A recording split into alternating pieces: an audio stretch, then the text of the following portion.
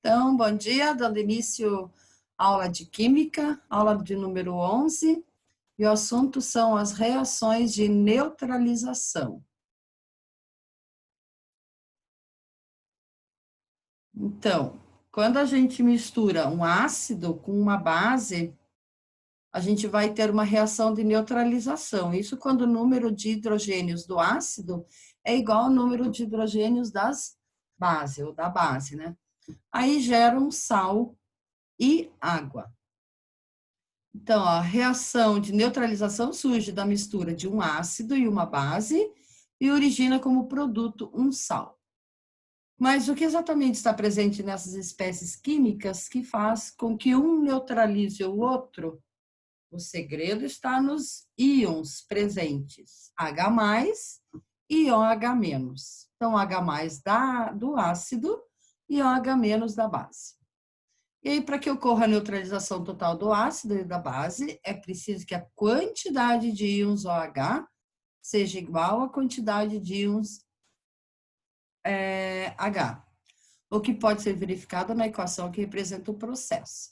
Então, um H+, mais um OH menos, vai dar uma molécula de água. A formação do sal de cozinha é o nosso exemplo clássico, né? Então, a gente tem o HCl, que é o ácido clorídrico, ele vai se dissociar, formando um hidrogênio, e o cloro, hidrogênio mais, cloro menos. E a base, hidróxido de sódio. O sódio também vai ficar positivo ou H negativo, ou seja, vai juntar hidrogênio com OH, formando água, e o ânion Na com o cátion, aliás, o cátion Na com o ânion cloro vão se juntar para formar o sal. A reação está aqui embaixo, ó. Né? Primeiro ocorre a dissociação, depois a união, formando então o sal de cozinha e água. Então é bem tranquilo, ó. Ácido mais base vai gerar sal mais água. Então ocorre neutralização quando o número de hidrogênios do ácido é igual ao número de hidroxilas, que é o H, da base. Isso aqui é só uma curiosidade do bicarbonato, né? Ó, o bicarbonato é um sal, só que aqui não houve neutralização total, porque tem o hidrogênio, então ela é um sal ácido. Mas se usa o bicarbonato nos desodorantes, porque quando a gente transpira, a gente libera ácido, ácidos orgânicos, e aí ocorre a neutralização com o bicarbonato. Numa limonada também, para tirar um pouco da acidez, a gente não usa açúcar, a gente pode colocar um pouco de bicarbonato, aí ocorre a neutralização daquele ácido. É uma curiosidade, assim. Agora, a neutralização parcial do ácido. Se a quantidade de cátions, hidrogênio liberados pelo ácido e a quantidade de ânions liberados pela base não forem iguais, então a neutralização não será total, mas sim parcial. Por exemplo, digamos que iremos reagir apenas uma molécula do ácido fosfórico, H3PA4, com uma molécula da base hidróxido de sódio, NaOH. Observe que que o ácido fosfórico fornece 3 cátions, enquanto que o NaOH fornece apenas um ânion. Como cada cátion neutraliza apenas um ânion, nesse caso teremos a formação de apenas uma molécula de água e o ácido será neutralizado parcialmente. Ó, sobraram desses 3 hidrogênios aqui, ó, do ácido, 2 sobraram junto com o sal. Então, esse sal é um sal ácido. E a molécula de água? Se colocássemos 2 moléculas de NaOH, ainda assim a neutralização do ácido seria parcial. Para se tornar total, seriam necessárias 3 moléculas do NaOH para cada molécula de H3PO4. Então, lembrando que para neutralização total ocorrer, número de hidrogênios do ácido deve ser igual ao número de hidroxilas da base. As bases, elas também podem neutralizar parcialmente. Nesse caso, a quantidade de hidrogênios ionizáveis do ácido não é suficiente para neutralizar as hidroxilas da base. Por exemplo, se reagirmos uma molécula de ácido nítrico, HNO3, com uma molécula de hidróxido de magnésio, MgOH, o ácido liberará apenas um cátion, hidrogênio, enquanto que a base liberará 2 hidroxilas OH. Portanto, a base não será neutralizada totalmente. Uma molécula de água será formada e uma hidroxila restará. O cátion formado pela base reagirá com o ânion formado pelo ácido e formará um sal básico, ou hidroxissal.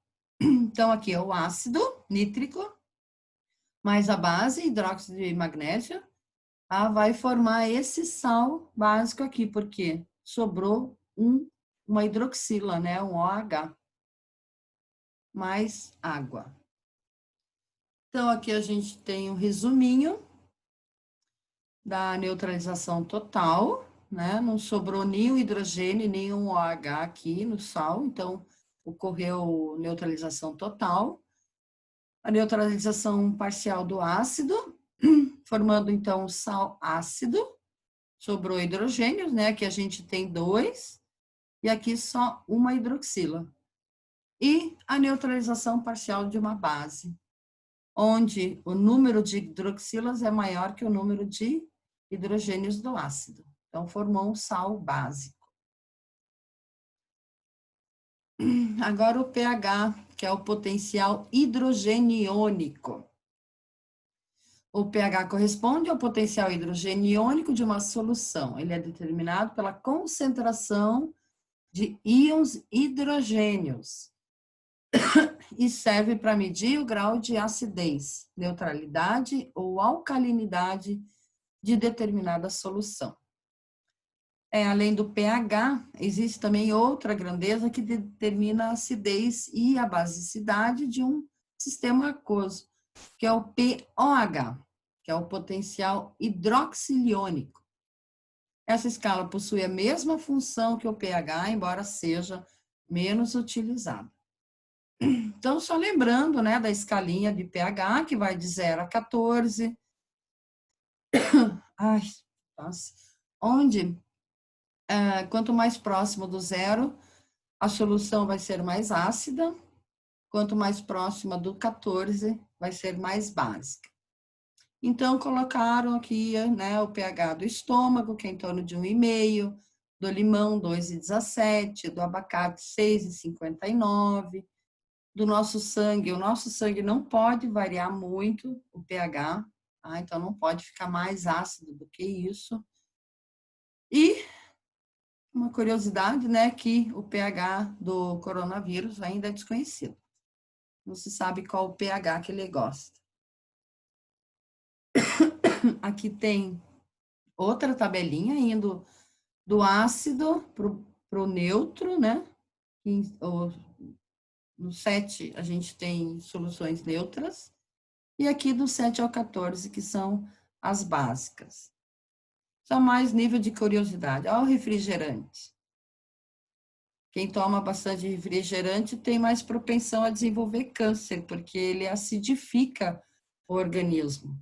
E o câncer surge numa pessoa quando o corpo está mais ácido.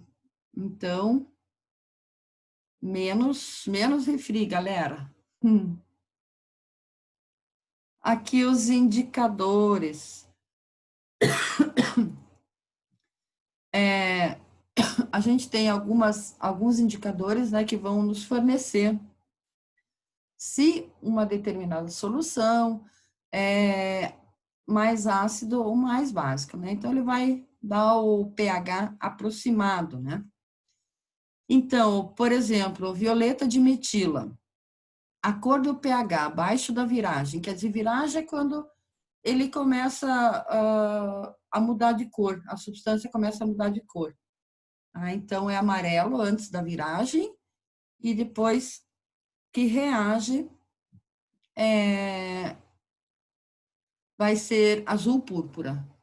E assim a gente tem muitos, né? O mais utilizado é o fenolftaleína, o vermelho de metila. Então, isso aqui também não precisa decorar, é só para vocês saberem, né, que isso existe. E também tem algumas substâncias caseiras que a gente pode utilizar, que são os indicadores ácidos base naturais. São substâncias que podem ser extraídas de vegetais e mudam de cor de acordo com o pH do meio. Então, existem algumas substâncias nos vegetais e até insetos que atuam como indicadores ácido-base naturais. Então, aqui a gente tem alguns exemplos. Por exemplo, as antocianinas. Essa substância é um pigmento da classe dos flavonoides, que é responsável pela cor azul, violeta, vermelho e rosa de muitos vegetais. Alguns exemplos são repolho roxo, a beterraba, uva, jabuticaba, amora, as folhas, aliás, vermelhas, flores de pétalas coloridas, como as flores de azaleia e quaresmeira. Então, misturando, fazendo, né, assim, um indicador, macetando os vegetais e acrescentando um pouco de água, e aí juntar com alguma substância, ela vai ficar nessas cores aqui de acordo com o pH. Então, do vermelho para o amarelo, do pH mais baixo, né, do mais ácido para o mais básico.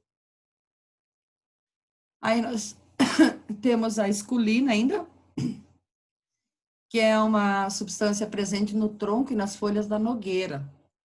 No entanto, para ser usada como indicador, é necessário aplicar uma luz ultravioleta sobre ela. A esculina adquire a cor azul fluorescente em pH 2 e fica incolor em pH 1,5.